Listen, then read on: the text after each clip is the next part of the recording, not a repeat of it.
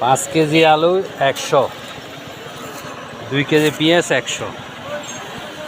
এই একটা সময় কোরবানির আগে অথবা পরে পেঁয়াজ খাইছি কেজি 100 টাকা, 150 টাকা। আর এই পেঁয়াজ 2 কেজি 100 টাকা পেঁয়াজ।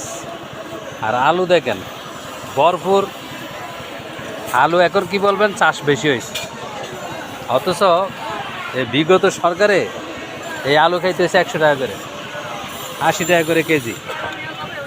আর এখন সেই আলু আমরা 5 কেজি নিচ্ছি 100 টাকা দিয়ে। মাশাআল্লাহ, দেখেন তাহলে তাহলে কী চান আপনারা বলেন, কী চান এবার বলেন? 5 কেজি 100 আলু খাবেন না 100 টাকা করে আলু খাবেন? যাই হোক, থ্যাংক ইউ ডক্টর ইউনূস সাহেবকে। এই তত্ত্বাবধায়ক সরকারের আমলে আমরা এই যে 50 টাকা 20 টাকা করে আলু খাচ্ছি, আর পেঁয়াজ হলো কেজি 50 টাকা। এর চেয়ে ভালো আর কি চান?